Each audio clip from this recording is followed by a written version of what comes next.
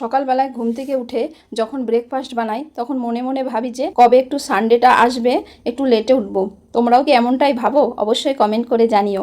কিন্তু যখন ঘুমটা কেটে যায় তখন মনে হয় যে তাড়াতাড়ি ওঠাই ভালো, বেশ কাজকর্মগুলো তাড়াতাড়ি হয়ে যায়। তো দেখতে পেলে আমার মেয়েদের স্কুলের টিফিন বক্সটা প্যাক করে দেওয়া হয়ে গেছে আর ওর ড্যাডি ওদেরকে ছাড়তে চলে গেছে, আর আমি এই ফাঁকে বাসি কাজগুলো করে উপরের রুমটাও মুছে নিচ্ছি মিস্ত্রিরা আসার আগে, তা না হলে আর পরে উপরের দিকে আসা যায় না। এদিকে কালকে থেকে বৃষ্টি শুরু হয়েছে, তোমাদের কার কার ওখানে বৃষ্টি হচ্ছে অবশ্যই ওটাও কমেন্ট করে জানিও। এদিকে আমার ঘর মোছা কমপ্লিট হয়ে গেছে, তারপর নিচে এসে দেখলাম যে ওর ড্যাডি অনেকগুলো সবজি বাজার এনেছে। এরই মধ্যে রাজমিস্ত্রিটা এসে গেছে, তাই ওদেরকে ওদের চাটা দিয়ে দিলাম। আমাদের বাড়িতে এই জলের ট্যাঙ্কিটা বানানো হয়েছে প্রায় গ্যারেজ রুমটা জুড়ে।